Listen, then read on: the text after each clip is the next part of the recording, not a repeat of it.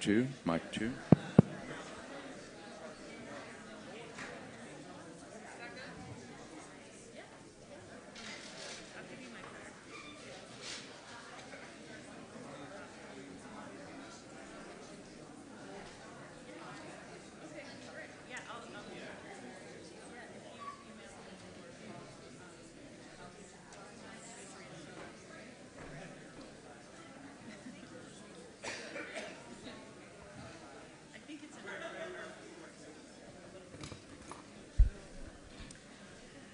Good morning, everyone. Can you hear me? Okay. Good morning. Thank you all so much for being here with us this morning. My name is Elise Marshall. I'm the Director of Strategy and New Ventures for the Public Welfare Foundation, and we're so pleased to welcome you to the much-anticipated launch of the Meaning of Life book and campaign to end mass incarceration and life imprisonment.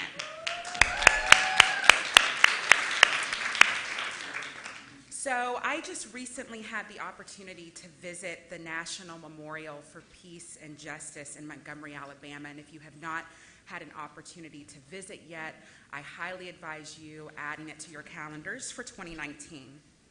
While in Montgomery, one of the things that struck me most was the importance of the built environment and how architecture can push us to reckon with our history and really compel us toward collective action, even in the face of incredible adversity and opposition. That's why when Mark and team came to us several months ago with the idea of hosting today's launch of the book and campaign here at the historic True Reformer building, we couldn't say no. This building was the first in the nation to be designed, financed, built, and owned by the African American community just post-Reconstruction, and was home to the true reformers who helped recently freed slaves set up small businesses, obtain insurance, and meet other financial and social needs around the turn of the 20th century. So the importance of having our building and the legacy of the true reformers serve as the backdrop for today's launch of a national campaign and dialogue around ending mass incarceration and life imprisonment does not fall short on us. We are all encouraged by the growing momentum we're seeing in states across the country on criminal justice reform, but we know that the pace of change is not fast enough to really end mass incarceration. So now is the time, and we hope that this morning's event and the launch of this national discussion and all the events that will ensue after will really push us to think broadly, expansively, to push one another, hold each other accountable, to really get to more transformative solutions and approaches to justice across the U.S. The Meaning of Life documents how, in this regard, the U.S. is far out of line with comparable nations. So we hope that this book and campaign can help to stimulate dialogue among both policymakers and advocacy organizations on how we can collectively move forward. So without further delay, I will introduce a woman who really needs no introduction, Professor Angela J. Davis, Professor at American University's Washington College of Law and President of the Board of Directors for the Sentencing Project. Thank you all.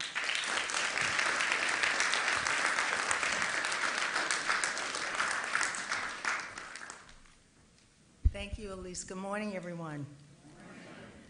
Welcome to the Campaign to End Life Imprisonment launch event featuring and inspired by the publication of an important new book by Mark Maurer and Ashley Nellis, The Meaning of Life, The Case for Abolishing Life Sentences. First, I've been asked to say a few housekeeping things. I've been asked to tell you that the restrooms are located just outside of this room, with additional ones located on the first floor. In the event of emergency, please do not use the elevator. Please use either the two exits taking you to the front stairs or use the exit through the door by the stage on your right. We are live streaming, and we encourage you to engage with us online and to tweet using the hashtags hashtag 20 years is enough and hashtag end life imprisonment. Before I say a bit about the book and the campaign, I first want to thank the Public Welfare Foundation especially Candace Jones, the president and CEO. Candace, are you here in the room? There she is in the back. And Elise Marshall, who you just heard from. Thank you so much for hosting us today in this beautiful historic building. We really appreciate it. I also want to recognize a few people in the audience. Diane Wachtel, raise your hand, Diane, please. Diane is the executive director of the New Press, which is a 25-year-old public interest book publishing company, which has published many important books on criminal justice, including the book that we're here to talk about today. Also, William Johnston, are you here in the room? William is in the back. William, program officer at the Open Society Foundation, which has supported the Sentencing Project and so many other organizations that are working on criminal justice reform.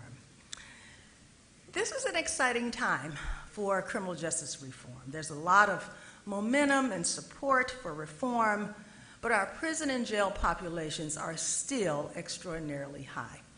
We still have the highest rate of incarceration in the world. So we really have to think more broadly about how to reduce these numbers. One issue that has not received much attention before this wonderful book, is the issue of life imprisonment, which has been growing at a dramatic pace, which is so unfair and so inhumane, and which is not promoting public safety. So today, in conjunction with the release of this groundbreaking book, we are here to launch a campaign on life imprisonment. This will be a public education and advocacy campaign designed to call attention to, reverse the trend of incarcerating individuals for the rest of their lives. The campaign will collaborate with criminal justice reform organizations at the state level, with current and former lifers, with thoughtful policymakers, and with everyone who shares our commitment to reducing excessive prison terms. Before we start our first panel, I want to ask Jim Miller, the executive director of Brave New Films, to come up and introduce a brief video on the meaning of life. Jim?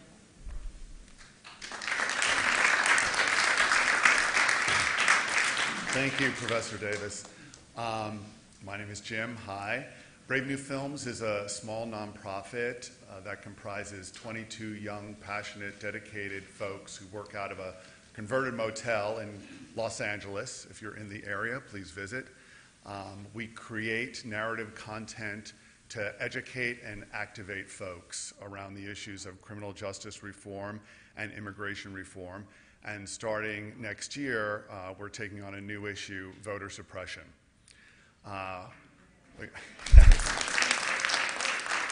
We are privileged and honored to have worked with Mark and sentencing reform on this.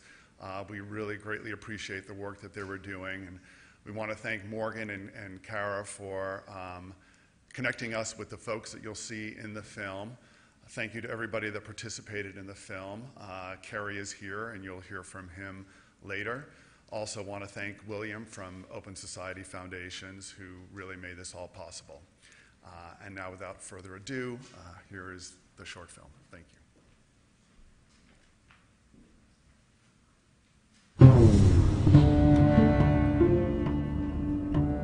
Around 7 years old, I came home to see my mom and dad fighting. Saw my dad beat my mom pretty bad. My dad left, and my momentum had taken me to a dark place. God knew that I was broken. Started getting involved heavily in the gang landscape in LA.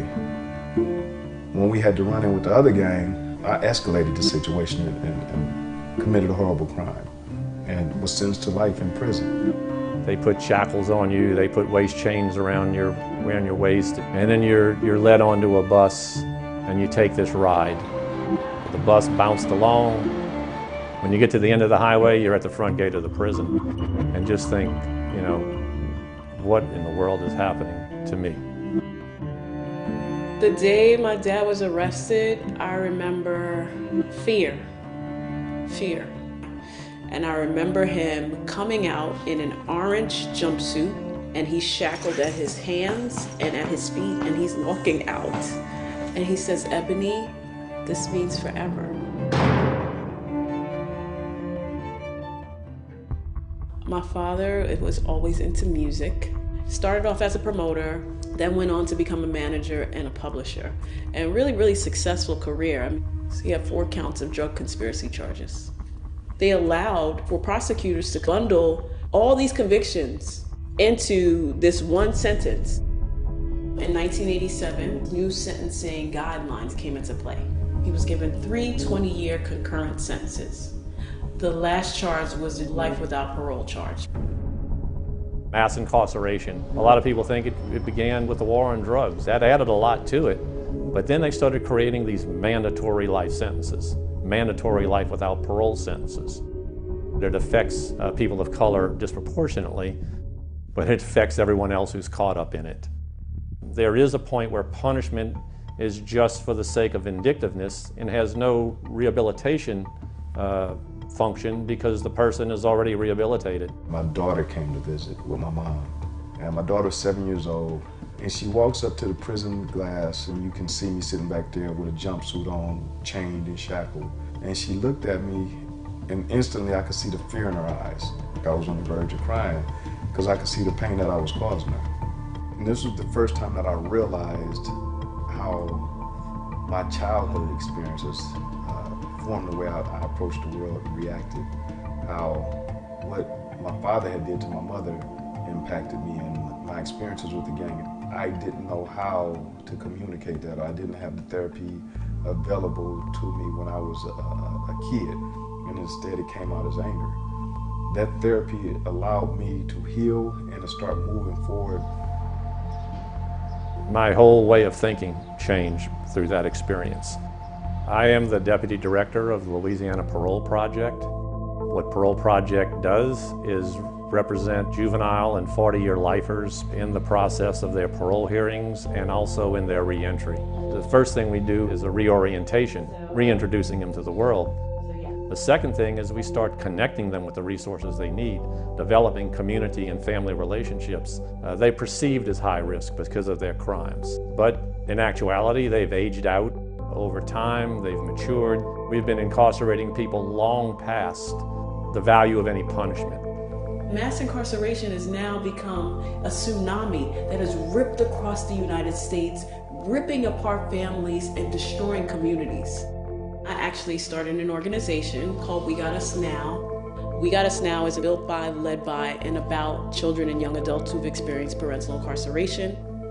It'll be 30 years this December. So much time that we'll never be able to get back. I believe that people age out of crime. If this is a system of corrections, at what point are we correcting anything?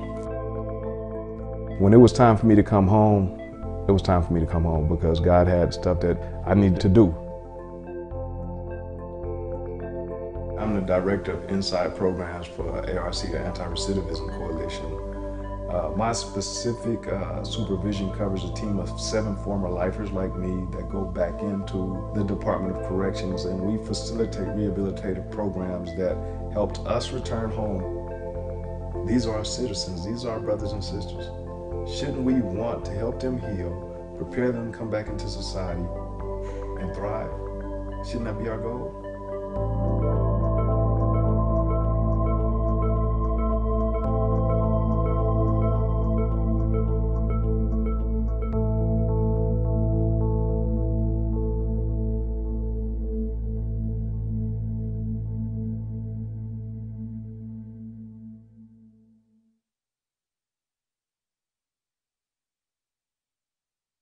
Now become a tsunami that has ripped across the United States, ripping apart families and destroying communities. I actually started an organization called We Got Us Now. We Got Us Now is built by, led by, and about children and young adults who've experienced parental incarceration. It'll be 30 years this December. So much time that we'll never be able to get back. I believe that people age out of crime. If this is a system of corrections, at what point are we correcting anything? When it was time for me to come home, it was time for me to come home because God had stuff that I needed to do. I'm the Director of Inside Programs for ARC, the Anti-Recidivism Coalition. My specific supervision covers a team of 7 former lifers like me that go back into the Department of Corrections, and we facilitate rehabilitative programs that helped us return home. These are our citizens, these are our brothers and sisters. Shouldn't we want to help them heal, prepare them to come back into society and thrive? Shouldn't that be our goal?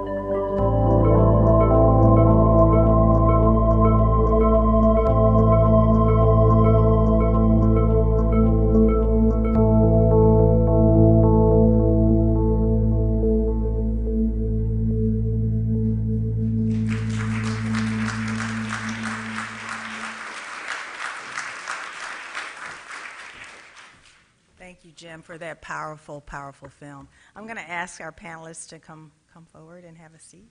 Carrie? Is Ebony Underwood here in the audience? Hi, Ebony. Ebony, please stand up. Ebony.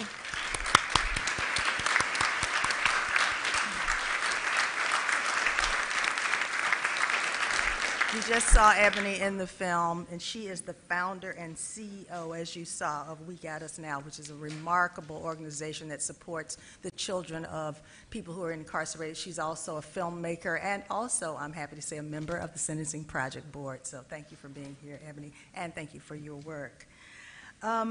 Before we start the panel, I just have to say something about this book. This is not in my script, Mark, but I'm sorry, I'm going off script.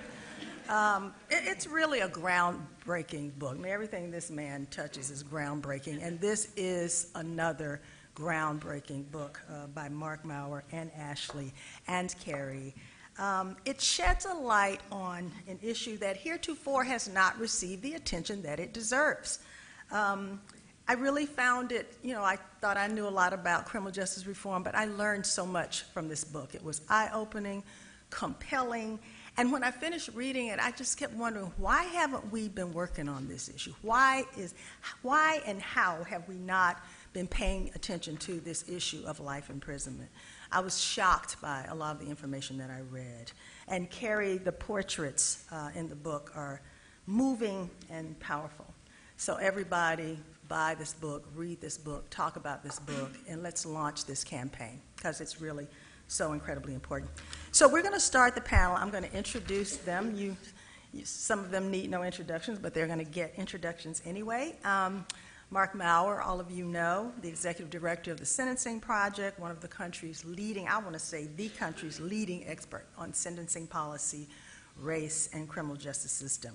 He's been directing programs on criminal justice policy for 30 years. He's the author of numerous books, including Race to Incarcerate. I'm sure everybody here has read that great book, and some of the most widely cited reports and publications in the field, and you'll see a lot of them on our great website, sentencingproject.org, so go there. There's a lot of important information there. The Atlantic magazine described Mark as, quote, the scholar who has reframed how Americans view crime, race, and poverty in the public sphere. And I could not agree more. Ashley Nellis is Dr. Ashley Nellis is the Senior Research Analyst at the Sentencing Project. She's written extensively on criminal justice issues, including racial disparities, juvenile justice, and, of course, life imprisonment. Ashley is also the author of A Return to Justice, Rethinking Our Approach to Juveniles in the System. And Carrie Myers, who you saw featured in the film and who's doing so much important work, is a freelance journalist and photographer who served 27 years of a life sentence in the Louisiana State Penitentiary for a crime he did not commit. While he was incarcerated, Carrie served as the editor of the award-winning prison magazine, The Angelite, which some of you probably have heard about. So, without further ado, let's start our discussion of this wonderful book. So my first question is really for all of you. What led you to take on a book project on life imprisonment? I mean, how did this come about? Well, for me, my interest in life imprisonment goes back several decades when I first started working on criminal justice issues in Michigan. I was working for the American Friends Service Committee, the Quaker Social Justice Organization. And I rather quickly started spending a lot of time in Jackson Prison. At the time, Jackson was known as the largest walled prison in the world. There were 5,000 men incarcerated there at any moment. And through a series of connections, I came to meet quite a number of people who were serving life sentences, and some of them had come together to start an advocacy organization called the National Lifers Association. And over the course of a number of years, I worked closely with them. I brought in a lot of church and community groups to meet with them. They wanted to get their story out to the general public about thinking about life imprisonment. And while, of course, they were all unique individuals, many of them had similar kinds of stories about how they ended up at Jackson. In many cases, they were 18, 19-year-olds running around with the wrong crowd. One night, somebody decides to go rob a drugstore, and by the end of the night, somebody has been killed, or there's an armed robbery, and now they have a life sentence. And so I come into the prison, and now they're 30, 35, 40 years old, and in many cases they're very different people than they were from that 18 or 19-year-old who committed that terrible crime. And just as all of us went through a lot of life changes in our 20s and 30s, of course, so did people in prison as well. And, you know, two things, you know, struck me, which should have been very obvious. You know, first is, you know, the idea of personal transformation. People do change, people are capable of changing, and we can't predict what that's going to look like 10 or 20 years from now. And secondly, of course, that we shouldn't define people by the worst thing they've ever done, in this case, the crime that got them in prison, but recognize that we're all complicated human beings. We've done things we're proud of, things we're not so proud of, but how do you understand people and how they work and all that? So the lifers that I knew stuck with me for many years, and even today I still am able to keep up with some of them. As we're doing research on mass incarceration at the Sentencing Project, it was always in the back of my mind thinking about lifers and wondering, you know, well, how typical was my experience, what I saw, what does this look like nationally? So about 15 years ago, I thought it would be good to try to do some research on this, some assessment of the number of lifers, and we looked around quite a bit, and there was almost nothing out there. Even BJS, Bureau of Justice Statistics, which does such great work on prison data, had virtually no information on number of lifers, and certainly any kind of breakdown about who they were and how they got there and things like that.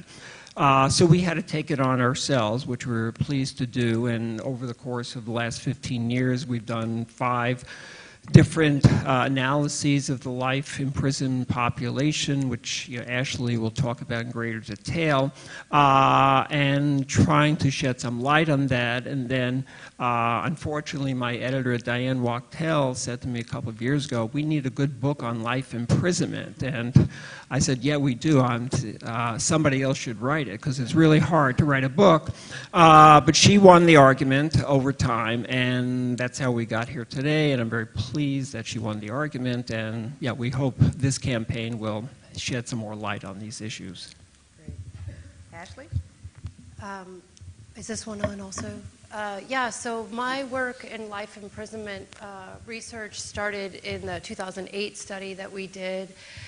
And shortly after that, there became a growing national interest in the number of people who were serving life sentences for crimes that they had committed when they were juveniles. And so I convinced Mark that we should do a survey of all the juveniles serving life, and we were able to get that started. So I ended up being able to communicate with 1,600 people who had been sentenced as children to life without the possibility of parole through paper and pen survey. And through that process, really without knowing it before I started it, I started to get a sense that this was really the first time many of them had been contacted in many years, and they would write just a sense of gratitude just to have a letter, much less a survey. They just liked the mail. And that several of them would say, you know, my family just sort of got worn out with my sentence, and they stopped writing 10, 15 years ago. And the inmate didn't particularly blame them. It was just, this is something we know happens with life sentences. It's a difficult relationship to maintain. And so, particularly on the last page of that survey that I wrote to them, I asked them, just tell me anything else you'd like to tell me. And the kinds of information they told me was just heartbreaking and truly inspiring. The kids had endured so much violence and trauma. You know, one in particular, he had witnessed his father kill his mother. And he had witnessed his father shoot his mother dead. And, you know, I cannot even begin to imagine what that is like to experience that. And it just started to evoke in me a real curiosity about these folks, because they had shown that not just that they could get better, but that they had gotten better. They had been already in there for 15, 20 years, and they were already better, but nobody's looking anymore. And, you know, it was like when this contact started, and of course the Supreme Court rulings that followed, that have been truly remarkable for juveniles, it was like they were awakened, you know, like they'd been frozen in time and they were awakened. And when I came away from that research, you know, like your research, like your, you know, original contact with lifers, it made me sort of think like, this is how the juveniles were, but there are so many more people serving life sentences than the juveniles. You know, there's over 200,000 people serving life sentences. And what if we were to ask them some of these questions, and that it would awaken in us, you know, a real interest and a real curiosity, you know, maybe their lives had changed also for the better. So, so that sort of spurred my work in the area. You know, Ashley, I was really, when I read that part of the book about the survey, I thought it was remarkable how many people responded, what a great response rate you had, first of all, and then I was struck by when you said that some of the family members contacted you, say, we're going to respond, like even family members of some of the lifers responded because they were so excited about the survey that somebody was finally like paying attention, which I thought remarkable. Carrie? Well, obviously I came to this book from two ways: as a personal experience of someone who had been serving a life sentence, and as a journalist inside of prison who covered the issue for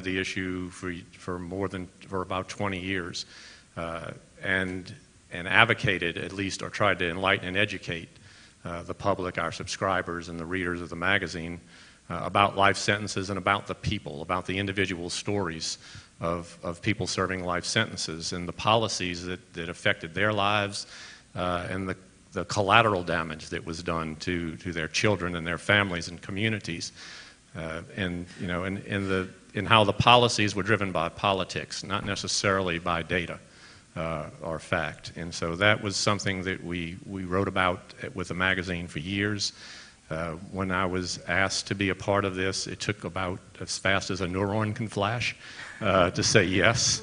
And so I'm privileged to be a part of this, and as a journalist to tell the stories of 6 incredible people. Ebony, hi.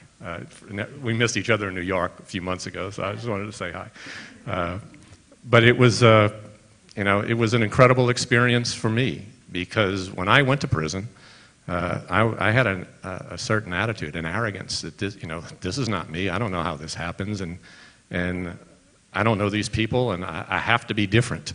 I know that I am, and then I'm not. That was a quick education and a humility that happened so fast that it was profound to me, and so I met people and learned their stories.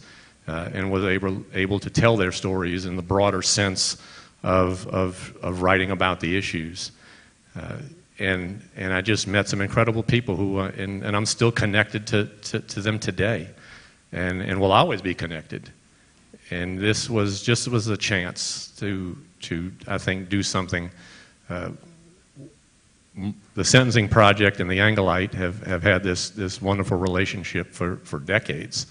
And we were recently in Atlanta, and some of the things that were being said, it was like, did I say that or did they say that? I mean, we've done it so long, I couldn't remember where it came from originally. And, but it's amazing, and without the research and the data that the Sentencing Project had done, in the magazine, you know, they supported our research and our writing so much that this felt so natural to do. And I feel privileged to be a part of it. And the stories, and I'll say that we talked about this the other day.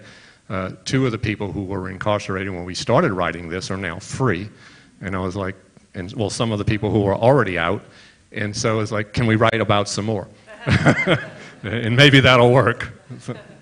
Yeah, as I said before, those portraits really, like, that's one of the beauties of this book. I mean, it's got a lot of good information in it, but the portraits just bring to life really the point here and really makes you understand. As I may have mentioned, Ebony and her father are featured in the book as well. So, Can I just Sure. acknowledge Robert Holbrook?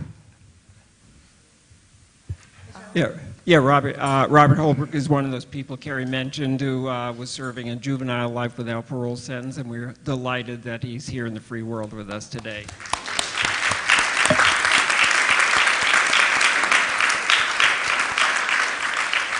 thank you.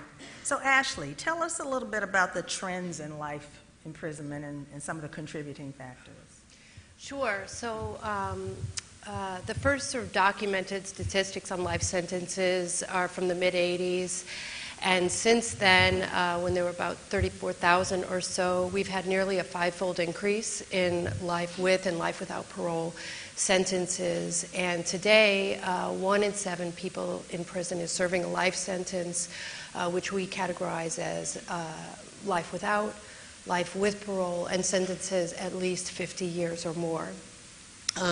So what we've seen over the course of the time that we've been looking at this is that the United States, is unique once again in the use of life sentences. We are about 4% of the international population, but we are 40% of life sentences around the world. We are, even within the United States, we've really outdone ourselves. So, around the country, there's this growing awareness that we have mass incarceration and that it's not sustainable. We've had this rapid increase in imprisonment that has only recently started to slow.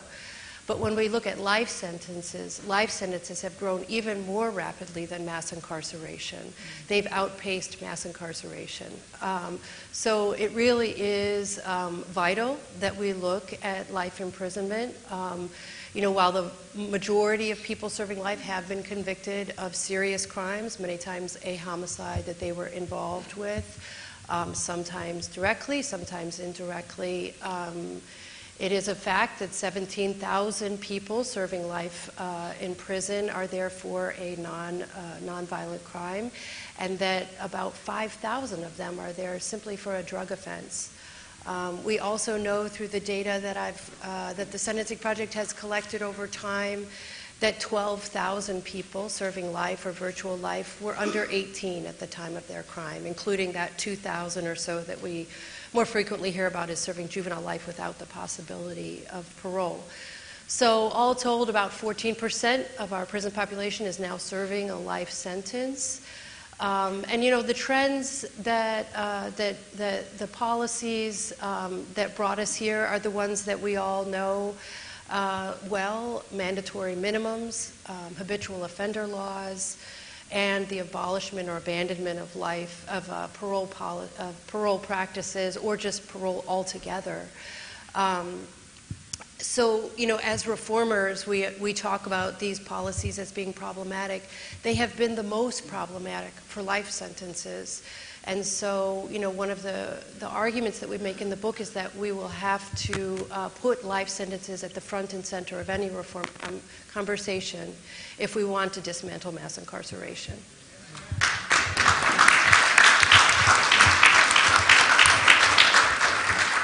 Thanks Thanks so much, Ashley. Now, Mark, you know, the argument that you hear all the time is that we need life imprisonment to protect the public, right? Public safety, you know, just incapacitate these folks and that will keep the community safe. But you make the argument that, in fact, life imprisonment is counterproductive to public safety. So can you talk about that a little bit? Sure. You know, we come to our work on life imprisonment the same as we do all our work at the Sentencing Project, and that's, you know, talking about compassion, talking about human rights, but also talking about public safety. And we think that our current policies are not productive for that. And, you know, it may sound counterintuitive at first to think that life sentences, life imprisonment for serious crimes can be counterproductive for public safety, but what we can find if we tease that out is a very, you know, serious problem that we face. You know, it starts with, you know, what we've heard in the film and what we've discussed about people aging out of crime. Criminologists have known for a long time that crime rates, crime involvement starts to rise rapidly in the mid-teen years, 14, 15, 16-year-olds. And those rates tend to go up until the early 20s or so. But then for most people, for most crimes, those rates come down gradually in the mid to late 20s and quite sharply by the 30s, 40s, and certainly 50s and 60s. So when we have people incarcerated for life, you know, by the time they're 30, 40, certainly 50 or 60, the amount of crime we might be preventing by incapacitating them becomes really a question of diminishing returns. It's less and less public safety that's being produced for each successive year people are in prison, and it comes at a greater cost each year, primarily because of aging and cost of health care, which are substantial, and prison environments are not very good health-promoting environments in most cases either. So people are aging out of crime, it's diminishing returns. Some people make the argument, well, life imprisonment, you know, serves a deterrent in terms of deterring people from committing crime. And here it's the same as with the death penalty, life without parole and all. There's no credible research that shows that these excessively harsh sentences add any additional deterrent effect. The main problem, main reason for this is that we've known for 100 years that whatever deterrent effect the justice system has is a function of the certainty of punishment, not the severity of punishment. If you can increase the odds that someone will be apprehended, then some individuals may think twice about committing a crime. But most people, when they're about to commit a crime, whether it's a serious violent crime or shoplifting, are not thinking about the consequences very much because they're not planning or thinking they're going to get caught. So there's no additional deterrence that you get if you increase punishment from 20 years to 25 or 30 and the like. We don't see that. Finally, it's really a question of resources and how we allocate them. You know, public safety resources are finite. We have to decide how much of our public safety budget goes to the criminal justice system and prisons and how much goes in other areas. And so for each 50-year-old who we're spending, you know, upwards of $60,000 a year or more to incarcerate, that's money that's not going to address the 14 and 15-year-olds who, in many cases, with the right kinds of interventions and supports with their families and communities, we could reduce the risk that they will become heavily involved in crime. So it's not a question that we have endless resources and it's fine to be a world record holder in incarceration.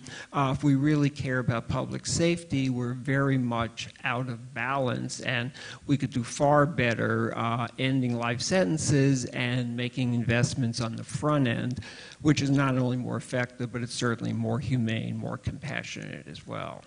Great. Thanks so much. So, Carrie, as a prison journalist, how were you able to address these issues? It was, okay, it was the ability to inform and enlighten And the magazine, though it had a small circulation, about less than 2,000, we believed we went to the right people. And so every time we touched an issue, we tried to humanize it. And that was the thing that we thought was more important. So if we talked about it, if we talked about a particular issue, we always made sure we included how it related to at least one or two or three individuals, and how this issue affected that. And you know what I learned in doing this is most serious violent crime is not planned. It's not someone who has, you know, a career violent criminal mentality. It doesn't happen that way. And I met so many people whose stories just, and then got to know them as people. And so it was important to us to talk about issues. Of course, we were a chronicler of daily life inside the prison, and that was kind of the historical chronology there. But talking about the issues, about sentencing, about life, what life inside of prison was like, and about other issues that affected it, we always made sure that we included the human part, so that the readers could understand that they were dealing with real people. Ashley made a great point when she talked about those letters. The longer you're in prison, the more your world shrinks, and to the point where some people's world has closed completely. And that is, you know, that's maybe the saddest thing. There were several things I saw that it will always stick with me, but one of them is the vacant eyes of people whose world is completely closed, who have been there, and we're, you know, that is, in writing about that, in saying why. And it's not always families' faults, you know, that they do get weary. I was very fortunate, you know, I was fighting for something, and my family was fighting for something, but I also saw how weary it made them at times, so it wasn't always easy. But that human part, in every piece of policy that we wrote about, we try to humanize it, and that was the key. So I just want to also say that you all will have an opportunity to ask questions and engage in this discussion as well. But I want to ask one more question. So Mark, in the book, you and Ashley proposed that we establish a maximum 20-year prison term, except in unusual cases. So can you talk about that a little bit? What's the rationale for that number, and what's the evidence behind it? Yeah, well, 20 years in prison, or 20 years is enough, as we say, you know, it may sound like a provocative statement or provocative policy goal, but, you know, in many comparable nations, this is exactly what the policy is, you know, either in law or in practice. If you look at Western Europe, for example, it's very unusual for anybody to serve more than 20 years in prison.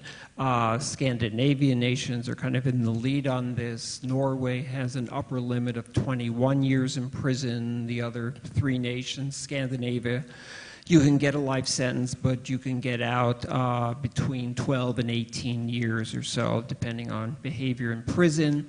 In Latin America, only 6 nations have a provision for life imprisonment. So it's not a terribly radical statement in most systems, and which are doing just fine in terms of their sentencing practices. So, you know, we based the 20 years, again, on these sort of aging out issues that most people in prison, you know, will be much less of any kind of public safety risk by that point in time. There's a good deal of research on recidivism of people coming out after a life or long-term sentence, and we review this in the book, and all the research shows that those rates of recidivism are always quite a bit smaller than rates of recidivism for the general population of people coming out of prison. So there's no real justification for keeping them longer than that. Now, having said that, it doesn't mean that life is easy when people come out of prison. For anyone, and certainly somebody who's been locked up for 20 years, we can't just sit back and say, well, great, your time is up, you're not a big safety risk, you know, go ahead and get yourself a good job and a place to live. And, you know, as you hear from the work that Kerry is doing or that Sam Lewis in the video is doing, this is very labor-intensive work, and so not only do we need to reduce the length of prison terms, but we also need to make sure that there's a very strong transitional support for people coming home. We're seeing some of that clearly through the reentry movement of the last 20 years. It's still a relative drop in the bucket in terms of what people's needs are to make it home in a reasonable way. So we say 20 years maximum except in unusual cases. So what do those unusual cases look like? Well, we might think of somebody who's been convicted of being a serial rapist who refuses to participate in treatment while he's in prison. That person might be a significant public safety risk even after 20 years. What we need to do is basically to establish a process by which an independent body can make a determination of who is a safety risk. So, in far too many instances today, parole boards have become very politicized. Governors appoint friends of theirs to sit on parole boards, people who have very little experience in diagnostics or assessment or behavioral issues and the like, and they're making decisions that are more political than they are psychological or social in nature. So we need to have an independent board of people who can make those determinations. The procedure they use in Norway, after 21 years, if you're still considered a risk, you can be subject to a 5-year repeating term of imprisonment, which is designed solely to get you to the point where you can be safely released to the community. So it's very heavily focused on rehabilitation, not punishment. And the goal in general is, how do we get a person to the point where we can be confident that they can be in the community and have the support and services we need? So we think shifting to a system like this can be, again, very productive for public safety concerns.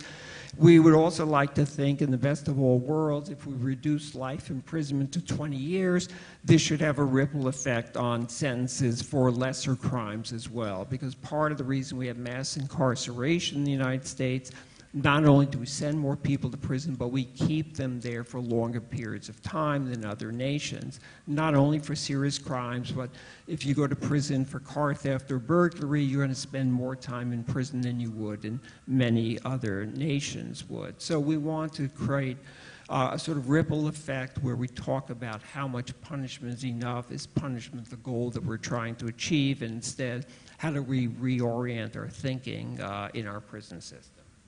So we have about 10-15 minutes for questions. If you have a question or comment, you want to just step up to one of the two mics. And while people are coming forward, I have to say that I found that the aging out of crime argument to be like the most compelling, and the one that I just don't think proponents of life imprisonment have a good answer for. I mean, there's a lot of arguments why we shouldn't be imprisoning people for the rest of their lives. The number one, it's inhumane to do it.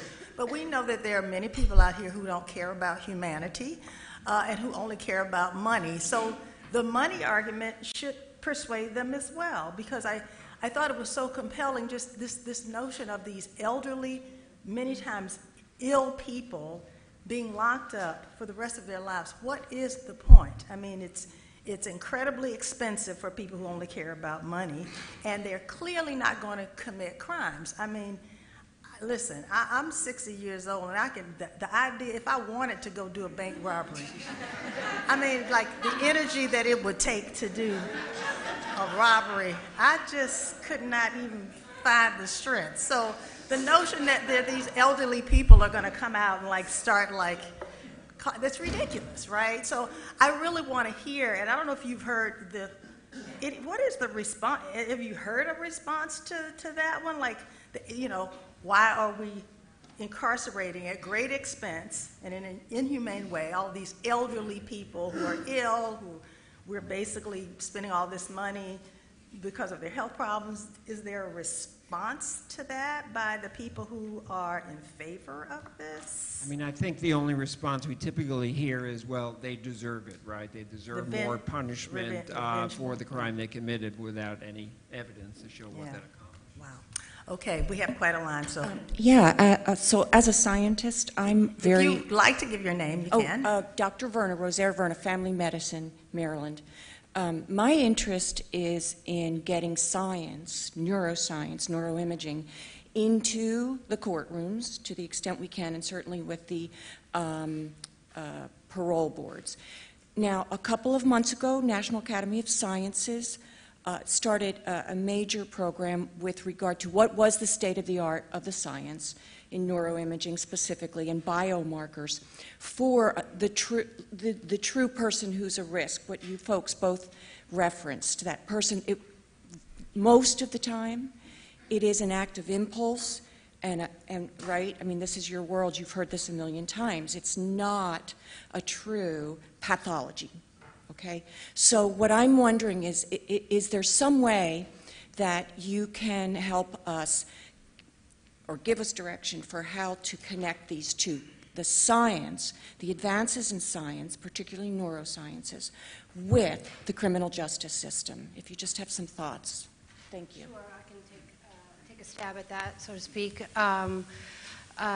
So where we've seen the most development in this area has been in the juvenile arena, where the adolescent brain science was really the force behind repealing the death penalty for juveniles, and then LWOP for juveniles convicted of non-homicides, and then eventually LWOP being life without the possibility of parole, and then finally life without the possibility of parole as put in a mandatory statute. So the brain science really led the way for that. You know, it can be a little bit tricky because when we're looking at MRI imaging, we're looking at one picture in time. And one of the arguments we want to really keep at the forefront here is that people do change. And, you know, so there is definitely evidence of traumatic events shaping the brain, right? And juvenile status shaping the brain. But there's also a lot of evidence that recovery and healing and rehabilitation reshapes the brain. So, you know, criminology, in its long history of criminology, has had an era of just looking at, you know, the body and then saying this person is a criminal and this person is not a criminal. So we want to be careful not to go down that path again. And I think, you know, the advancements of science are so much farther along, and so are the advancements of criminology and compassion and all of that. So they all have to work together. And I think that, you know, where we've seen the most progress is really in the juvenile arena. Okay. Yes. Hey, thank you for having me. My name is Ntebo Mokwena. So I have a question based on what you've said in this panel. You've mentioned that it's one of the most effective ways to end life imprisonment is also investing in front-end resources. So I was wondering, have you, in your book, have you explored different community organizing and crime intervention techniques that are happening locally, for instance, here in DC or in other cities across the country? Thank you. Well, I can't speak nationally from my personal experience has been just in Louisiana. But it certainly does impact both pre-prison or potential for pre-prison and post-prison behavior. The problem is that it is not a coordinated, in a sense, a coordinated effort. It is a host of small service providers, nonprofits, doing on their own, and maybe that is the answer, than saying maybe one big bureaucratic issue. But the resources are always. You've got these providers actually scrambling against each other in some cases to try to find the resources because they aren't always there. So there's also a finite resources there also. But it does make a significant difference. Intervention programs make significant differences. And I've seen it from a personal point of view, particularly when people who were incarcerated go back into their communities and start working. That makes a significant difference in working with youth.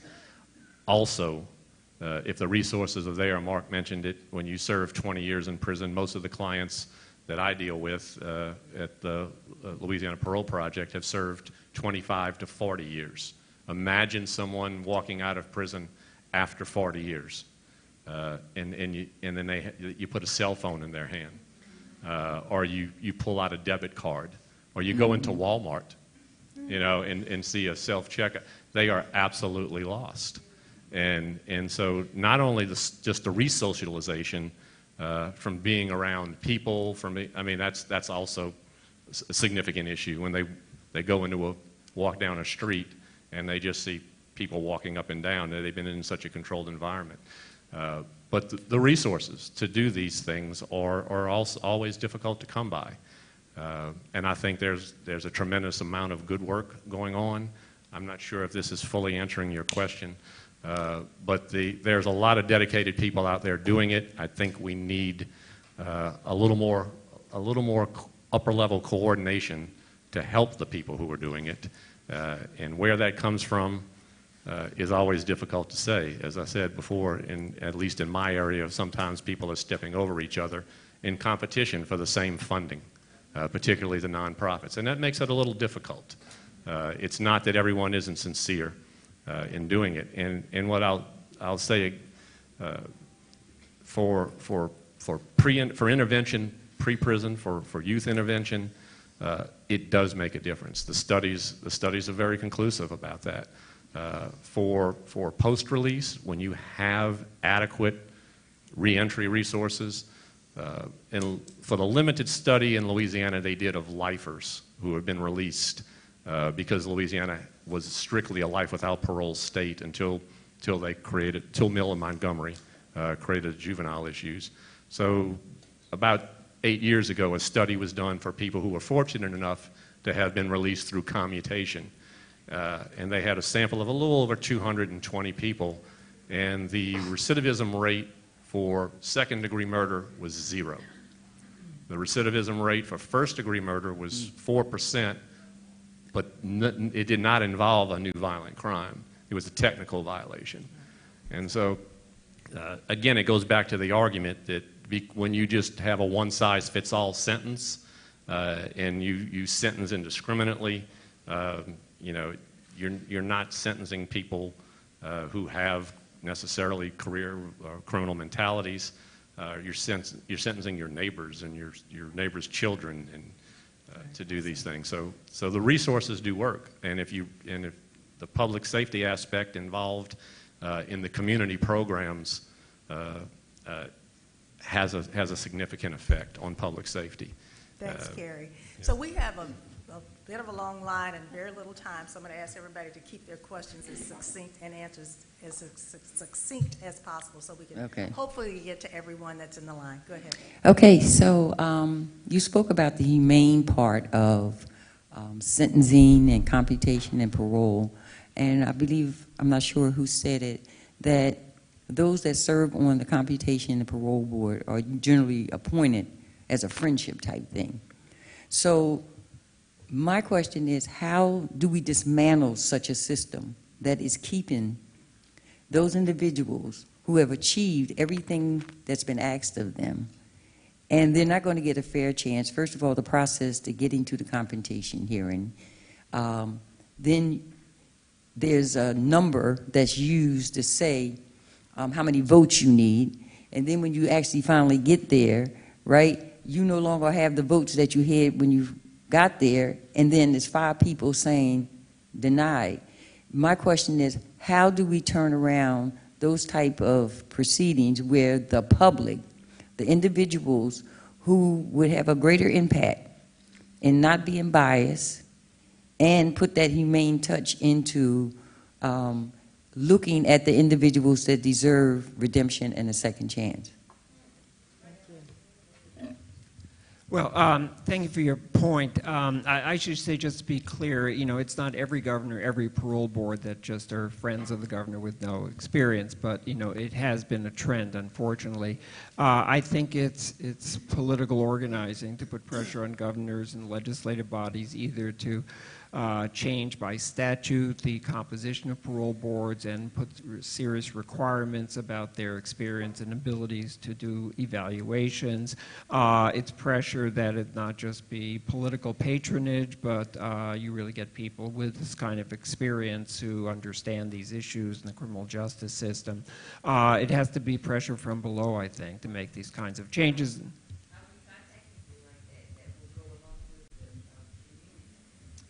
We have a room full of people here we can start with, but no, I think there are a lot of growing numbers of people very concerned about exactly these issues. Right, so they'll go to an organization that's working on these issues and say, this is what we want to do. Start a letter writing campaign, start an email campaign, find out who's doing the appointments and pressure that person. If it's the governor, if it's the mayor, whoever it is, organize and say, we're not happy with how this is done, democracy, It's hard, but that's kind of how it works. Yes. Hi, good morning. My name is Jessie Kelly. I'm curious about juvenile lifers. And specifically, we've seen states introduce and implement second look provisions in their parole processes. Do you think that's a good first step, and where do we go from there? So the second look provision is, for the benefit of everyone, is the idea that's sort of a solution to the recent Supreme Court rulings where they take a look at a person 10, 15 years down the road and see if that original sentence that they received, which in these cases was life without parole, is still appropriate. I think that it is definitely one way to do it. I think, there's 2,000 sentences that need to be changed because of Miller and Montgomery. And so we're going to have to use all the tools in the toolbox, and one of them is second chance, second look. Jonathan Tetherly from Chicopee, Massachusetts. We are trying, and I think we will be successful in introducing anti-LWOP legislation in both houses of the state legislature. We've got 25 years as what we're going for. I'm impressed that the Sentencing Project thinks 20 years is good, and maybe we can get that revised to that. But I have a question for Mark, and that is that when we begin to say, well, it applies to most people, but somewhat, as you say, serial rapists, I can understand that. But I think that the danger is that legislators, and especially prosecutors, are going to say, well, this is pretty serious person. And they can say that about anybody who's done a murder. And I just, maybe some thoughts about how do you limit that? No, it's a very important point, and we certainly struggle with that too. I think for a start, we need to get away from the era of mandatory sentencing and the like, so that this should not be a question for legislators to decide. We're talking about individual behavior, individual potential at this point in time of 20 years or so. So it's not for a rabid legislator to decide, or a prosecutor, or anyone else, but again, we need to emphasize the importance of having an independent body of experts who can make a determination. The burden should be on the state to prove that the person is a public safety risk. There should be a presumption of release at no more than 20 years, and the state can make an argument for why this is necessary, but you want to separate it as best as can be possible from the political environment, and recognizing that's not a simple thing to do, but I think that has to be the message and the goal in setting up such a structure. Okay, thank you very much. So I'm going to ask, because we only have about 3 or 4 minutes, I'm going to ask the 3 remaining people in line to just ask all 3 of you ask your questions, and then each one of you maybe take them together as a group, or one of you take each one. Go ahead. Hi, my name is Evie Frankel. I recently stepped down from an organization called the Center for Popular Democracy, which is a network of community organizing groups, about 50 community organizing groups around the country. And one of the campaigns that we've been running is called Freedom to Thrive. And the idea is that we wrote a report that takes a look at policing budgets around the country in relation to social service budgets that really provide for public safety, jobs, housing, education, things like that. And so I'm curious, we didn't look at the budget around abolishing life sentences. And I'm curious, Mark, you were talking about there being limited resources. So do you have numbers, or is there an easy way to get numbers where, so for example, if we wanted to try to pass legislation in Maryland around this, we could cite, what are the numbers around life imprisonment, and where could that money go? And then an additional question is around for-profit prisons. Is there anything about that? One question each, please, because we've got like several people in line. Yes. Good morning, Dr. Davis, Mark, Ashley, and Karen.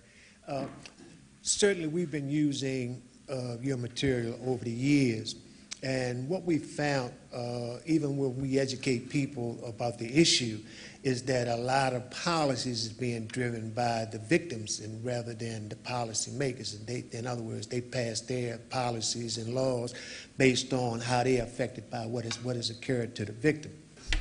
And so we've had success as far as getting to the decision makers as best as possible.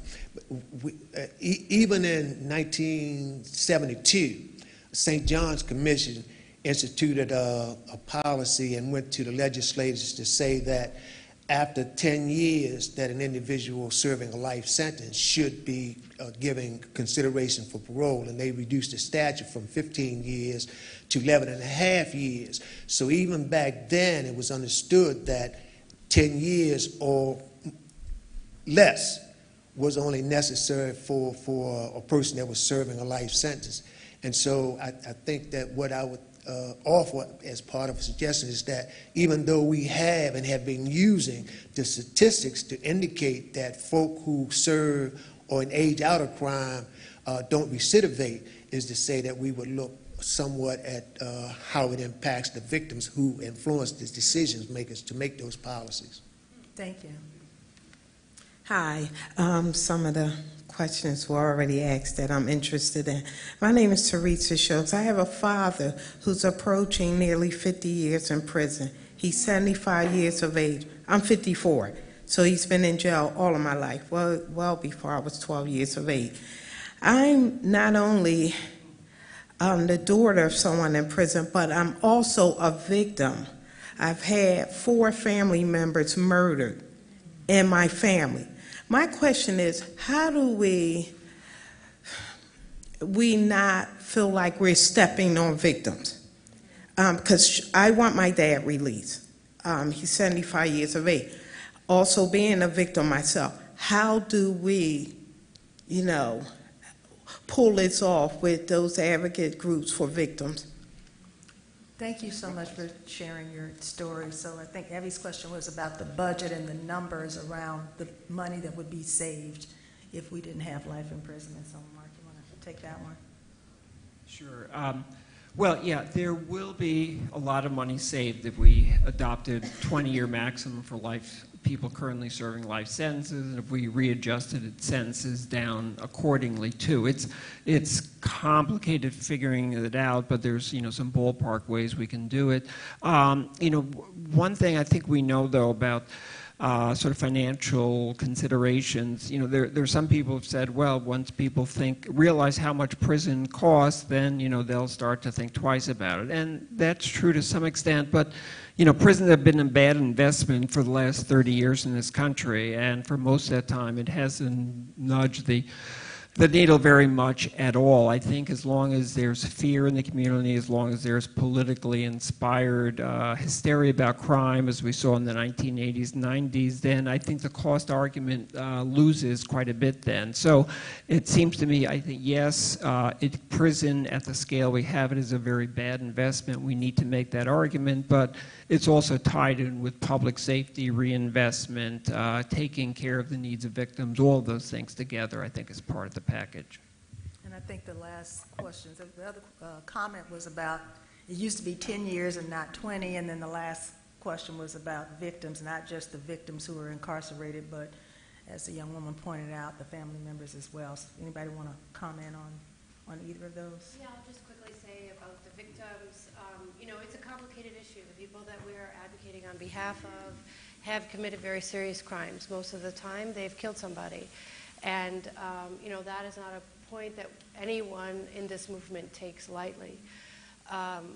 what is, really necessary to get across, I think, is that the criminal justice system, the prison system, is not set up to deal with the pain that the victims are feeling. It is not the right place to go for those who have been victimized. There are places to go, but the criminal justice system adding more and more time onto a person's sentence will not bring the peace that I think the victims movement is looking for.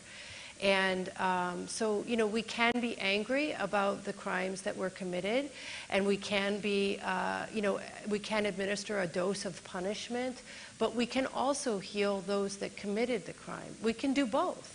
There can be healing for the victim and there can be healing for the offender. It's not mutually exclusive. And so I think that would be the point I'd like to get across. Thank you. Everyone, please join me in thanking Mark, Ashley, and Carrie for this wonderful panel.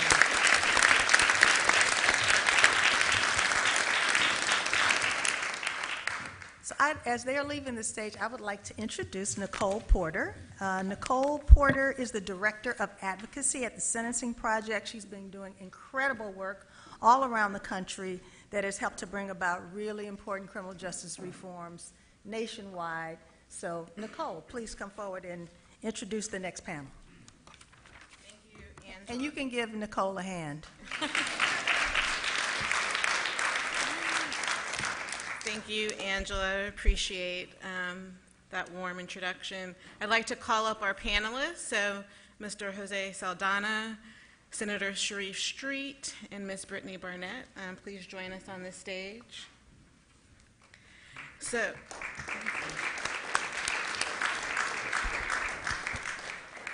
So, please, I have the honor of hosting this discussion as part of our event today, where we're going to talk about the strategies that are happening right now in terms of ending life imprisonment. I think some of the questioners from the previous panel already surfaced some good strategic questions that we can follow up on at this time. But let me start off by introducing our panelists. So I'll start with Jose. Jose is a community organizer with Release Aging People in Prison, RAP, as they are called, and which is an organization based in New York that advocates for the release of people who have aged while incarcerated. He served 38 years in the New York prison system, and while incarcerated, did a range of advocacy as an incarcerated individual, including establishing therapeutic anti-violence programs while in prison. We have Ms. Brittany Barnett, who traveled in this morning from Dallas. She's the co-founder of the Buried Alive Project, and she is an attorney and criminal justice reform advocate who knows firsthand the impact of mass incarceration as the daughter of a formerly incarcerated mother. Ms. Barnett successfully represented numerous clients on presidential clemency petitions who each served life without parole and were sentenced for drug offenses. And lastly, we have Senator Sharif Street, who traveled in from Pennsylvania this morning, who was elected to the state senate in 2016 and represents the 3rd Senatorial District in Philly. As a state senator, Mr. Street has committed to reforming the criminal justice system and has championed legislation to permit individuals sentenced to life without parole to be considered for parole after 15 years in prison. And these folks are just a window into the range of advocacy and organizing that has been ongoing for many years. And we're going to get into some strategic discussion this morning so that folks in the room and folks who are watching us online can bear witness to the activism that's happening already to end life imprisonment. So I wanted to start with the question for everyone, and that is, what strategies are each of you working on today in ending life imprisonment and the work that has been ongoing for many years to date? Can anybody hear me? Okay, as you heard, I'm formerly incarcerated. I was released in January after 38 years. And at the time when I was being perpetually denied parole by the New York State Parole Board, which consists of commissioners that were appointed by the governor, political favors, and who had mostly law enforcement background. The crime, in my case, was New York City police officer. So I was appearing before commissioners with law enforcement backgrounds. They could not get past the crime that I committed in 1979. They didn't want to look at my rehabilitative endeavors. So during this period, RAP was strategizing on how to change the composition of the parole board. They figured that to change the outcome, they had to change who was there. Because no matter what legislators said they should do, they still injected their bias and bigotry. So they gathered evidence against some of these parole commissioners who were outrageous in their racist behavior during hearings that was being documented. They gathered testimony for hearing transcripts, and then they sent it to the governor to expose the bigotry of these commissioners. So when it came time to reappoint these commissioners, the governor didn't reappoint them. Instead, he appointed commissioners who were sponsored by RAP. He appointed these new commissioners. So when I appeared before my fifth parole board with 38 years of incarceration, I appeared before one of these parole commissioners who has just been a parole commissioner for 4 months. She asked me one question about the crime that I committed in 1979. And then she looked at me and she said, now let's see what you've been doing the last 38 years. And she released me.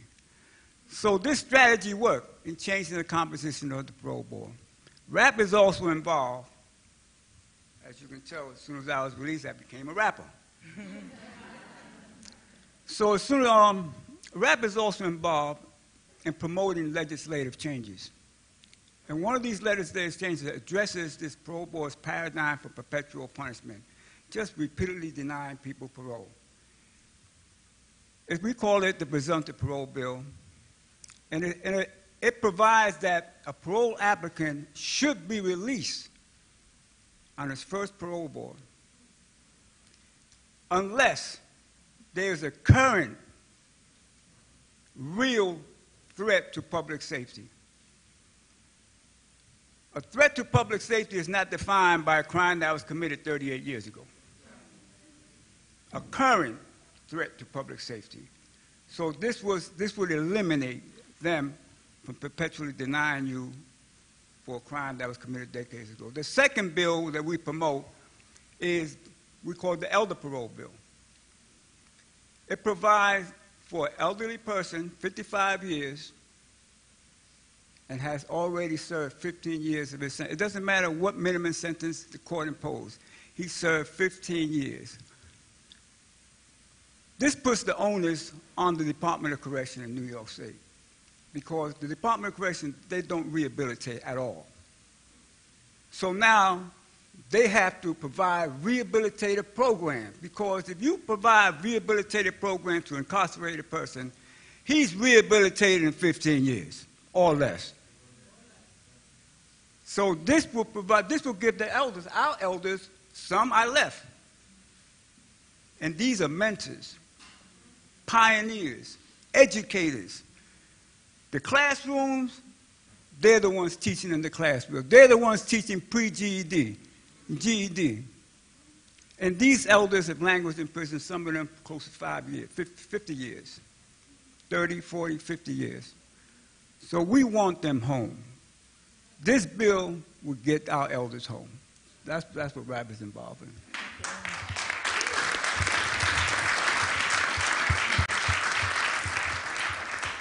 Good morning, everyone. So I'm Brittany Barnett, co-founder of the Buried Alive Project and the daughter of a formerly incarcerated, drug-addicted mother.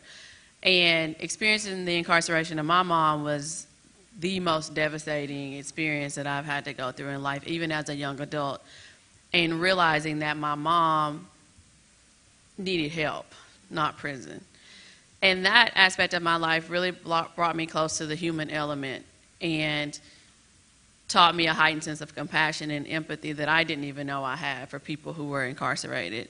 And as a law student, I knew I was going to go practice corporate law and already had a job lined up, but I was really interested in criminal justice reform to the extent that I took critical race theory in law school and wrote a paper about the disparity in sentencing between powder cocaine and crack cocaine, and really wanted to humanize the paper, especially after experiencing the incarceration of my mom. And did a Google search and came across the case of a woman named Sharonda Jones, who was serving a life sentence for her first ever conviction, felony or otherwise, for a federal drug offense. And I began to realize and study and understand that there is no parole in the federal system. So Sharonda Jones was set to die in prison. And her case really sparked my interest in the area of drug sentencing and life without parole, and got me involved in pro bono work. I reached out to Sharonda as a law student, and in my naive 25-year-old self told her that I was going to help her get free. I didn't know how I was going to do it, and we formed a relationship from there, and I represented her for several years and was heavily involved in the Obama Clemency Initiative. I also, during this time, got the amazing news that Sharonda Jones was going to be set free by President Obama. And towards the end of his term, started to think, well, you know, what am I going to do next? Because I had left my corporate job to do this work full time, and got really close to families and people during the Clemency Initiative, and families of people who'd served 30 years, like William Underwood, people like Farrell Scott who's serving life without parole for marijuana. And as I'm thinking of what am I going to do next when the Obama administration ended for clemency, I said I can't leave this group of people that I've grown so close to and whose issue is still near and dear. And so instead of jumping to the next hot topic in criminal justice reform, I stayed put with people serving life without parole. Sharonda Jones was free by this time. Several of my clients have been released who were serving life, and Sharonda Jones and Corey Jacobs and I co-founded the Buried Alive Project because I had this desire to still help, and they had a desire to reach back and help. And I would be remiss to not stop right now to say Sharonda Jones is here with me this morning and just to wave at her. So she, you know, it's so weird to even call her my client now because she's totally one of my best friends. We talk every single day, and I just feel it a privilege and honor to be an attorney and to represent Sharonda and others. And so we co-founded the Buried Alive Project to raise awareness to help educate the public, but also to do the work, to eliminate life without parole sentences in the federal system for drug offenses. And it's a narrow, small niche. However, that's how we feel we can be most effective. And I do feel that it's an issue that needs to be brought to the forefront. I'm so happy that the Sentencing Project is launching this campaign because it needs a national platform. Life without parole is the second most severe penalty permitted by law in America. And I think people should understand that and they should feel that. The reason I fought so hard for Sharonda Jones and others like her is because I felt that. I think we throw around these sentences like 15 and 20 years like it's $15 or $20. But that's a long time, and people should feel it. And so with the Buried Alive Project, we're working to end this issue through litigation, legislation, and humanization. And the major part of that for us is the litigation aspect. I was a law student when I came across this case, and I've been working over the past year with Southern Methodist University Dedman School of Law in Dallas and their new Criminal Justice Reform Center. And we have had more law students in the past year work with our project than any other project in years at SMU, but it shows the appetite for young lawyers. And so I want to build a coalition of attorneys that are helping to litigate this issue through the court system, as well as Congress and through the community. But I truly feel that lawyers, and I'm a lawyer, and so I feel comfortable in saying this, that we don't take enough responsibility for the role that we play in mass incarceration, and it's time for us to step up and help correct decades-long unfairness and unjust sentences.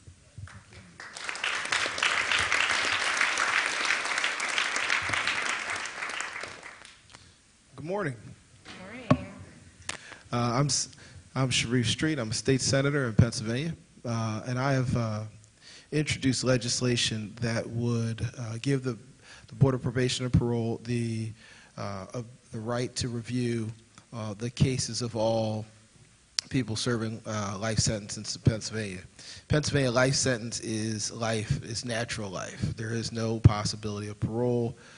You serve until you die, unless you are granted you're granted clemency and a pardon by the governor. In order to get a pardon in Pennsylvania, you first have to have your pardon board unanimously recommend it, and then the governor must, in a totally separate process, agree to actually issue the pardon. The governor cannot issue a pardon if it does not go through the pardons board, which is chaired by the lieutenant governor, and the pardons board includes a number of elected officials, including the attorney general and others, and it must be unanimous in order for it to be recommended. So, one of the biggest challenges, the pardons board doesn't even have enough staff to review the volume of cases that it has for pardons, let alone the clemency requests, which tend to have a voluminous amount of information accompanying them. The more appropriate place for this would be in the Board of Pardons, which in Pennsylvania is staffed up, does have adequate staff to at least review cases, and has the expertise and the capacity to do this. It reviews all other cases. So the legislation that I've sponsored had been already introduced in the House by a friend and colleague, Representative Dawkins, before I got there, but we put a little bit more energy behind it, and we're able to cobble together some resources. And the ability of senators to debate and move and talk about topics in Pennsylvania is a little bit broader than what members of the House have. So we were able to get some energy and momentum behind the bill. Right from the beginning, as we began to look at criminal justice reform, we knew that we had to learn to talk about this issue in a way that would attract Republican co-sponsors and Republican interest in the reforms. We had a retiring Republican chair who was very much interested in criminal justice reform, and that was helpful. In Pennsylvania at that time, the Republicans controlled the House and the Senate, but Democrats controlled all the executive authority in the Capitol. We had the governor, the lieutenant governor, the attorney general, the auditor general, and the treasurer. Part of that, some would suggest, is because of gerrymandering, but setting that aside, that was the reality we were confronted with. One of the things we found was there were people on both sides of the aisle who had an interest in reducing mass incarceration. And there were at least 3 or 4 different perspectives on why we should do this. There was a large contingency of folks in the Republican Party who were interested in doing it primarily because they wanted to save money, that it cost too much money, and they wanted smaller government, and they wanted they wanted sort of bottoms up budgeting, and wanted to know that there was an appropriate ROI on dollars invested. This was an unusual way to discuss whether or not we're going to free people, and we're talking about actual human lives here. But in order to cobble together a coalition that had any meaningful chance of getting the legislation passed, we realized we had to be able to discuss it in the terms that the legislators we needed to vote for were interested in discussing it. So we began to look at the costs associated with this. Also, as an attorney, I practiced 18 years before I made it into the legislature. I wanted to look at sort of the justice issues. Now, I also decided I was going to be a corporate lawyer, But I'm from North Philadelphia, and if any of you know, I came out saying I was going to only do corporate law unless somebody came to me who was a friend or family member from the neighborhood. But I'm from a neighborhood where there are a lot of people who had criminal justice issues.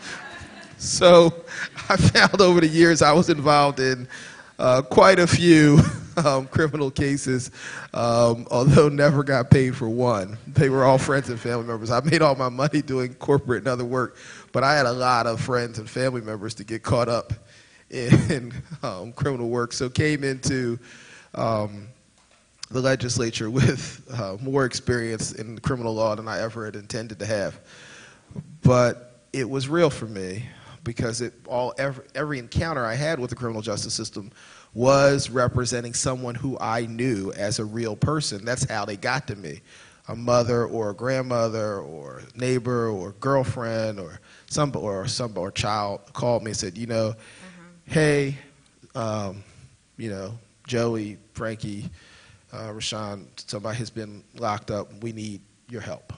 And I would be involved and usually find what I would call a real criminal lawyer to do it. And then that person would say, well, if they're not paying, you're going to have to do some of this work, and I'll handle the more complicated parts. So I had a real contextual understanding of the situations that people found themselves in.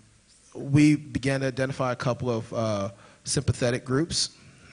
One, in Pennsylvania, we have a felony murder rule.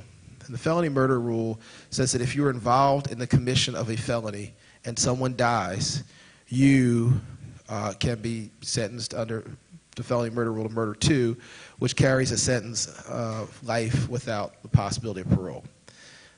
Interestingly enough, because of the way people tended to be charged, and another part of our legal system, which was the concept of provocation, there are a number of people who were sentenced under the felony murder rule who did not kill anyone, and the person who actually did kill someone in Pennsylvania frequently is not convicted of a crime which carries life without the possibility of parole. What happens is, and I'll give a simple hypothetical because people think, but this was an important part of how we got some people realizing the absurdity of our system.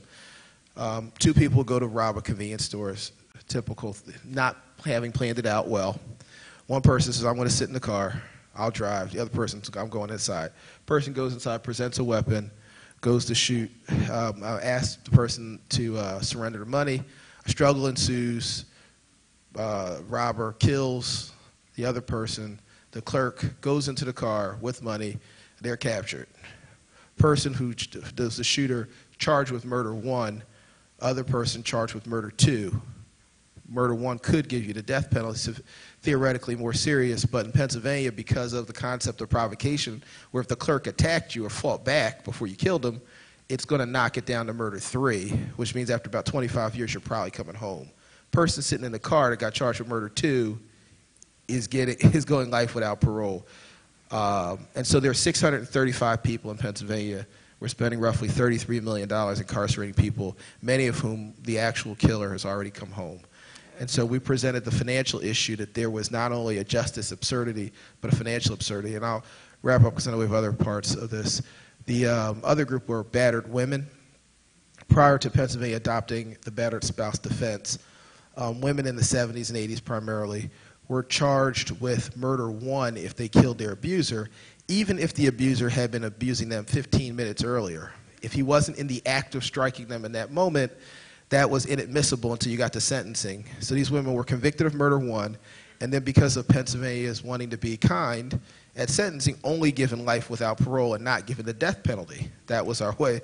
And so many of these women are still serving, and the only way to have their cases reviewed is to have the Board of Probation and Parole be able to review those cases. Because if they were sentenced today, they would either not have been sent to jail at all, or they would have been sentenced with a reduced sentence, probably voluntary manslaughter, and they'd be home. And so those are some of the cases we looked at, and we coupled the justice argument with the financial arguments, and we're able to build a coalition I think will allow us to pass some legislation next year. Thank you so much.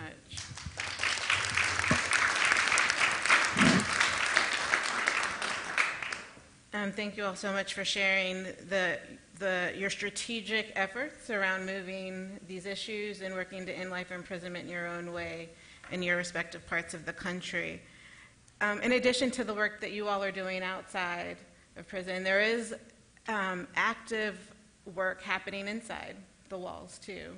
And so I wanted to sort of raise up some of the activism and strategies that are happening by the incarcerated lifers who work each day to address these issues and work to move to end life imprisonment themselves. And in fact, Mark referenced some of the work that helped politicize him around these issues. And we have a hashtag, 20 years is enough, that aligns well with an initiative being run by a lifer who's in the DC jails today. His name is Joel Castone. And to one of the questioners earlier who talked about what local prevention efforts are happening in the district around preventing incarceration and addressing life imprisonment, there is an active initiative being run out of the DC jail with mentors who have served decades in prison, who have been sentenced to extreme sentences and life sentences, and they're helping to mentor young residents in the DC jail.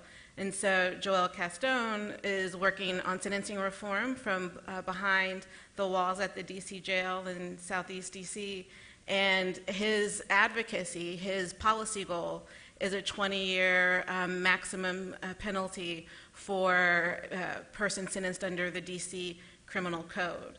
And so I had a question for you, Jose, around as this campaign gets going and as there are opportunities to build momentum, not just in DC, New York, Texas, or within the federal system, or Pennsylvania, what opportunities are there to engage directly with folks on the inside as folks on the outside work to move to end life imprisonment?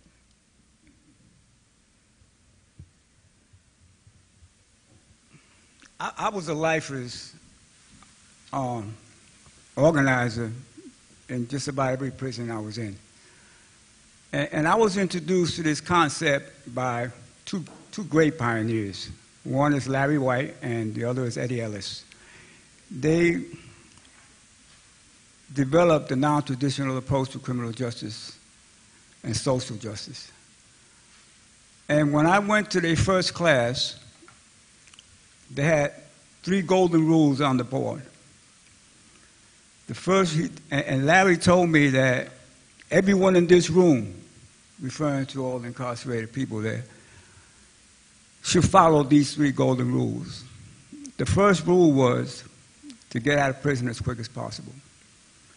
The second, to get out of prison a better man. And the third, to help someone else get out. So we adapted that. And we added to it when Michelle Alexander came out with her book, Mass Incarcerated New Jim Crow. We were put on the parole board and mass incarceration. So every orientation session that we conducted, I would let the guy came for the first time. If you're doing life, you should be here. If you're doing virtual life, you should be here. If you're doing life without parole, you better be here. And as of this moment, you are part of that discussion. You are included in this movement as of this moment. And everybody you know should be included in this movement. Because and this is what ties us all in as a community of people, that mass incarceration is a moral issue. It's more foremost a moral issue. So the faith-based community has to be involved in this. The faith-based community led the civil rights movement. This being the moral issue of our times has to be led by people of the faith community and people whose professions allows them to see redemption and to see that the potential that people have as human beings. So we have to really connect on this plane of a moral, humane issue that involves everyone. And a lady asked a question. I really have to address this because we addressed these type of issues while I was incarcerated. We developed victim awareness programs. We have people come in and share their experiences with us, because this connects us. We're connecting on a human plane, and they share their pain. And some of them were angry, and rightfully so. They were angry at us, and we weren't the individual perpetrators of the crime that they were inflicted with, but they still vented their anger at us, and we had to take that. And I think it did some good, because they seen that we were a group of people who were trying to develop insight into the harm that we inflicted on people. And sometimes this harm lasts a lifetime. Mm-hmm. So knowing this and seeing it, because we cried with them, that helped them. It opened up a door.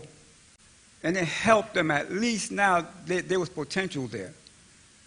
And then when they were called upon to write a victim impact statement to deny us parole, some of them refused. Mm-hmm.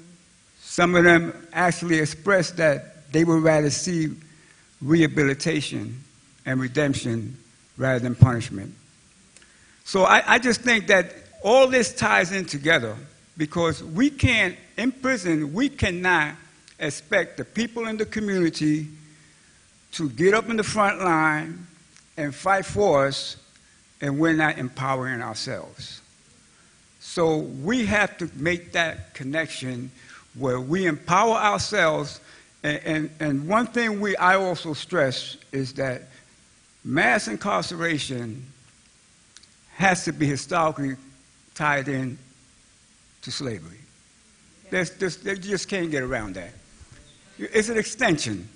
We have to look at it in those terms, because we take responsibility now.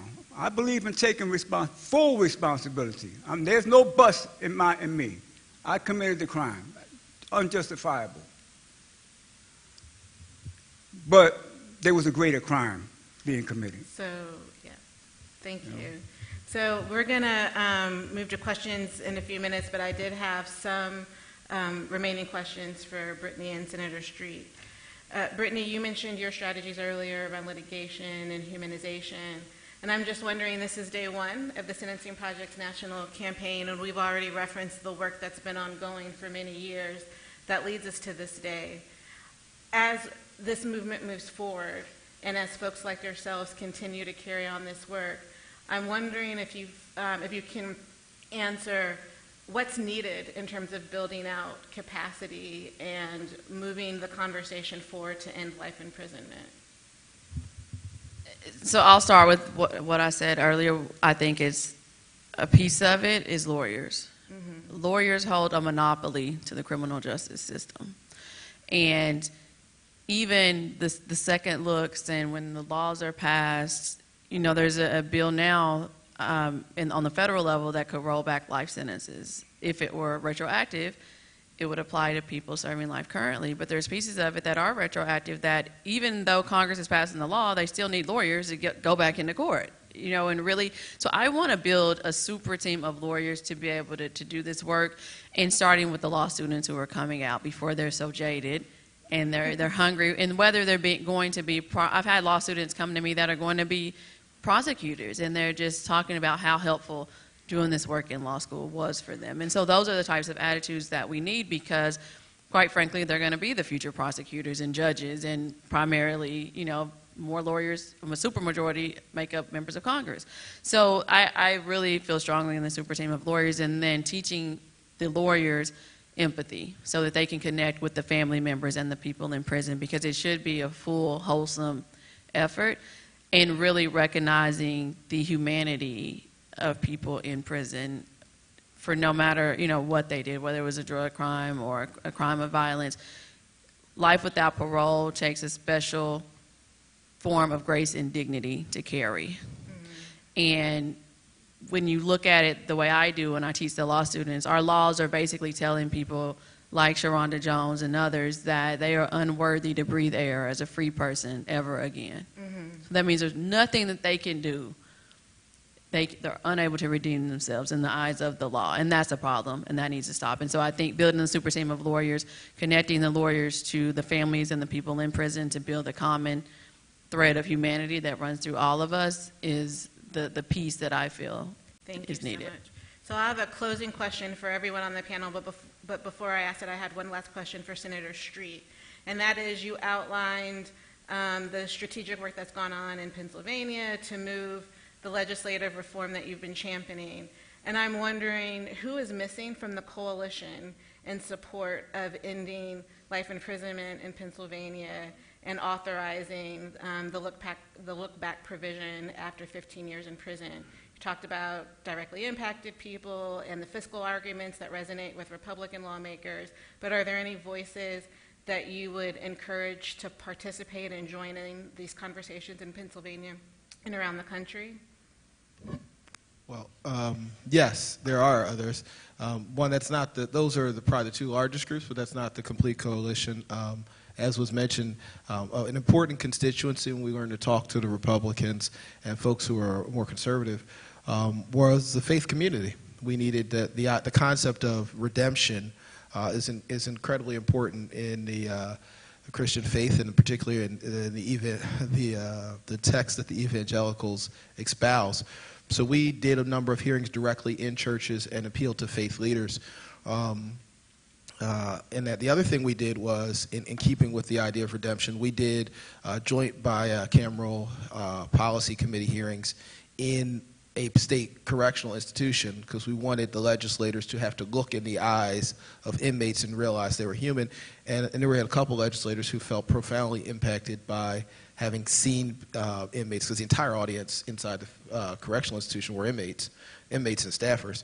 And so that was also important. But the third piece was we really did build into national stakeholders, both on the left and the right, and spoke in the language of those groups. So our coalition included not only groups like the ACLU and Van Jones's group and those groups on the left, but we also ended up with a coalition that included Americans for Prosperity, which is backed by the Koch brothers, and Newt Gingrich, who supported our legislation. So I think we have, and the final piece that we found was we needed to engage victims themselves. My co-sponsor in the House, Representative Dawkins, has a brother who is murdered, and he's a sponsor of this legislation in the House. He also is a brother who's serving life without the possibility of parole. And he told his story as both a victim and a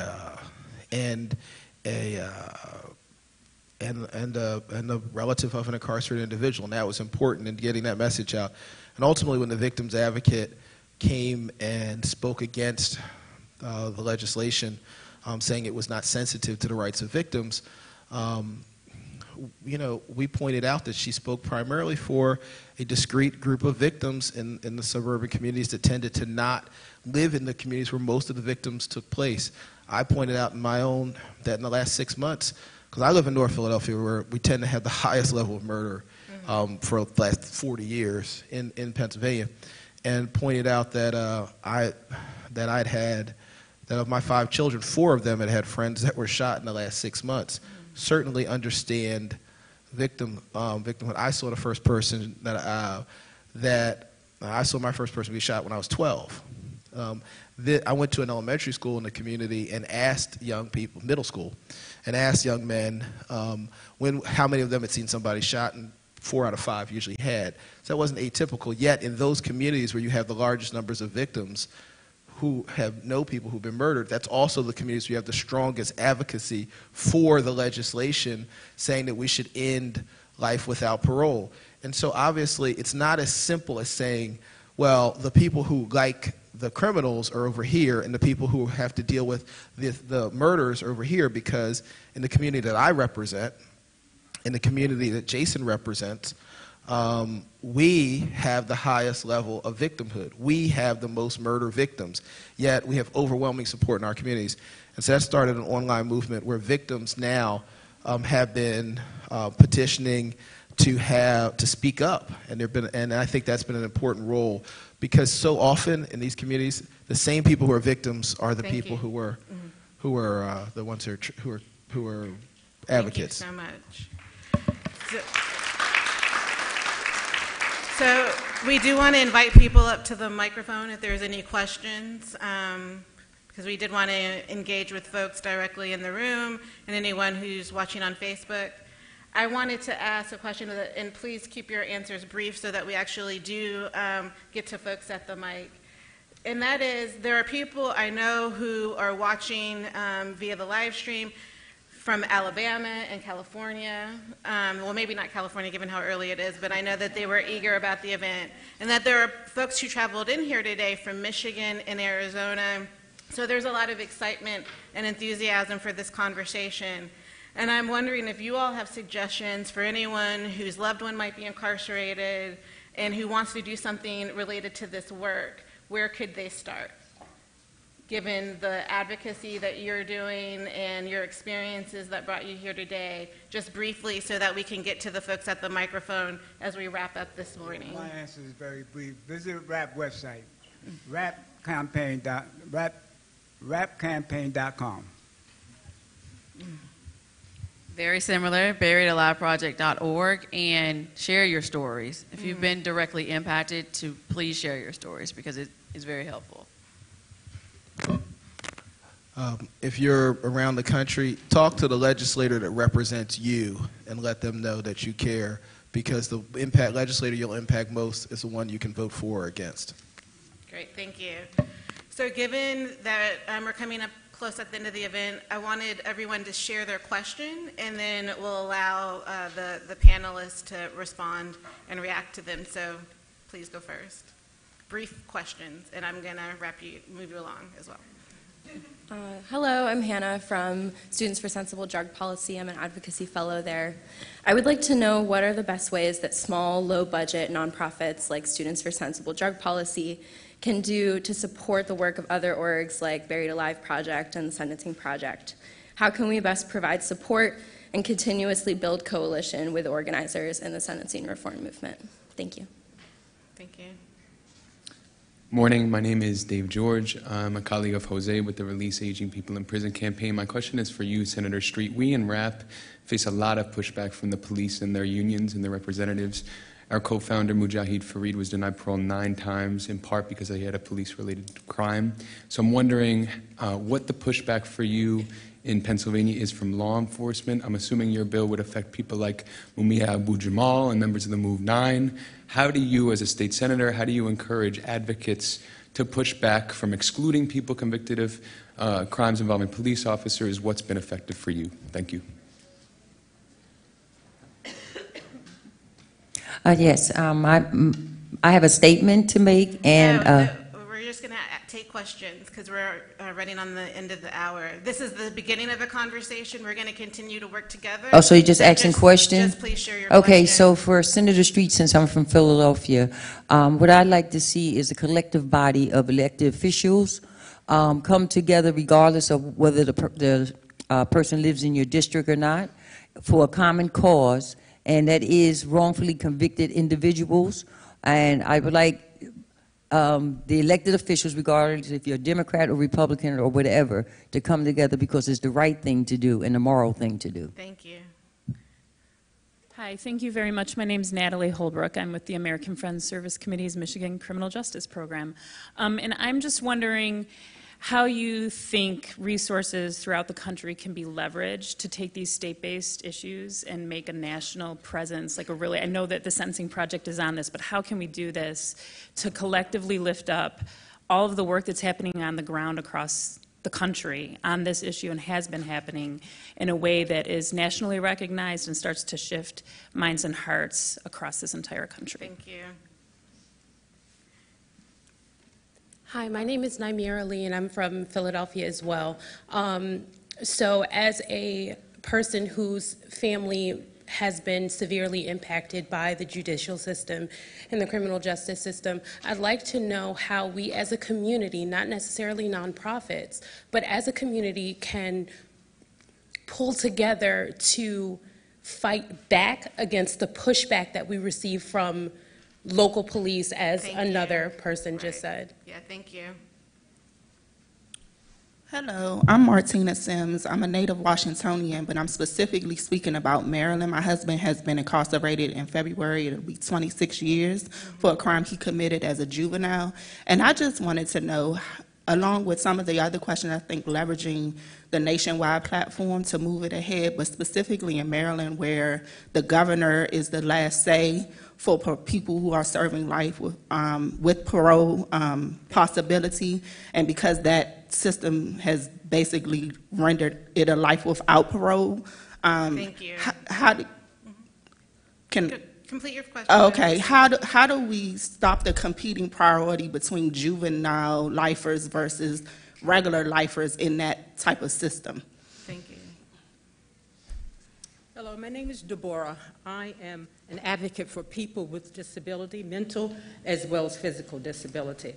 And people that are serving life without parole sentences, and also I'm concerned about those family members that don't have the money for that. And you have, I know, one individual serving life without possibility of parole as well, where this is more a political thing. So he gets all that where he has to be in prison for the rest of his life. So please do this about people with mental disability and physical disabilities, because people don't have the money for that. Right. I'm a parent.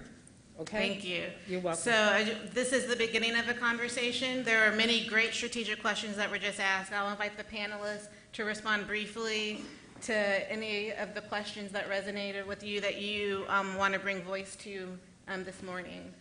I want to respond specifically to the first one, the students. It's just, y'all are the future, and with the Buried Alive Project, we receive so far over 1,200 letters from people in federal prison. It's a federal project, and we're working to get profiles of their stories up on our website, and so that is something we've been working with students at other colleges and law schools across the country that can happen remotely. Is getting a group of students, I can train you remotely to help us review these letters, because we do want everyone's voices to be heard. Thank you.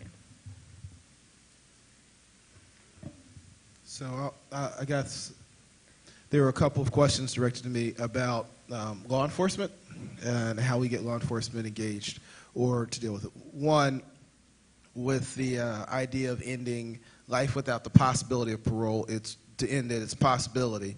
It does not mean that everyone is immediately released. And law enforcement people, more so than other folks, do understand the system. And therefore, if you talk about the fact that there should be some individual, that these cases should be considered on an individual basis, I think there really is an opportunity to look at your more sympathetic cases, not necessarily the ones they'd find least sympathetic, and talk about why those cases should be heard before the Board of Probation and Parole. And life without the possibility of parole means there's no possibility. And so I think that is where you do it. I think you have to approach law enforcement on the details. You're not going to move them with arguments about sort of their heartstrings. I think you're going to have to more talk to them about some of the injustices on individual cases and details and how reforms can allow the system to work better. Thank you. And Jose, the last question. The last lady that asked a question about the mental health disabled. I've worked with those who are mentally challenged, and that is a health crisis. And they are mistreated in ways that are unimaginable. And they should not be in a prison. They are documented to have mental health issues. They should not be in a prison. And I really urge everyone who is impacted by that to organize, go to your legislators, assemblymen, and demand action that they should not be in a prison. Okay, thank you. Let's congratulate and thank our panelists for joining us this morning.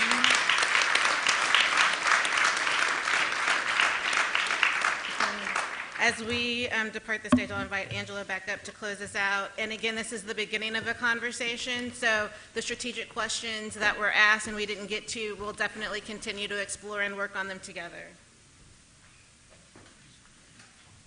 Thank you, Nicole. Thanks to the panelists. Thanks to all of you for being here. I hope that, like me, you are leaving here feeling energized and ready to work on this issue and take action. And I would really urge you to go to the website, www.endlifeimprisonment.org. That's there on the screen there, or on the poster. Please go there because there's a lot of good information. There's also action items. Everybody's here asking questions about how I can help. Go to that website and it will give you guidance. And now I would invite you to go and buy this terrific book. And the authors are here, I believe, to sign as well. So thank you to them, thank you to you, and everybody have a great rest of your day.